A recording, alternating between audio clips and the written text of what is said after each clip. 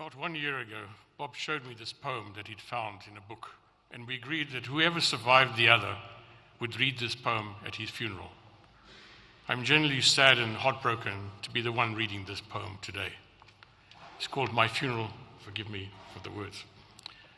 I hope I can trust you, friends, not to use our relationship as an excuse for an unsolicited ego trip. I have seen enough of them at funerals, and they make me cross. At this one, though deceased, I am to be the boss.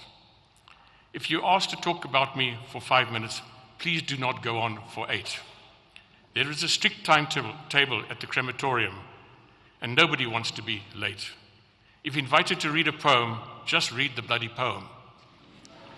If requested to sing a song, just sing it as suggested, and don't say anything.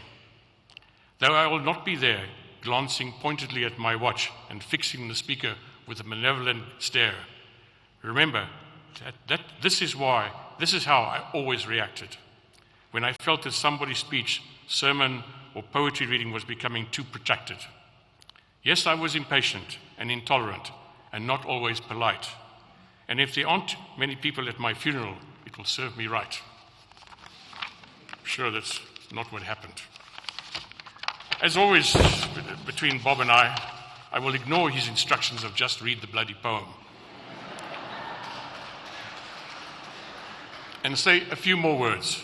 He will probably be upset, but he would do the same to me.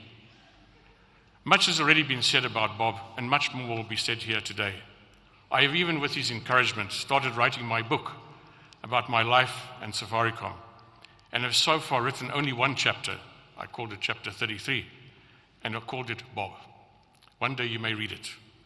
But what I would like to say here today in the presence of all of you is that Bob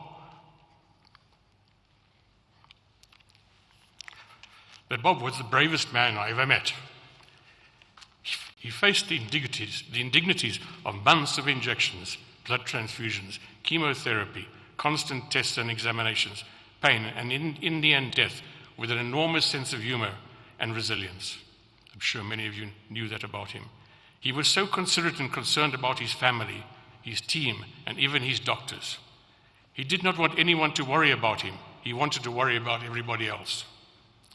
Over the last 15 years, I went from being amused by this white man in a black body, pretending to be a very serious corporate person, to really becoming a serious corporate leader, to the only man whom I loved and desperately wanted to live forever. Excuse me. But somehow God had other plans. Farewell, my friend, and God rest your soul. Thank you.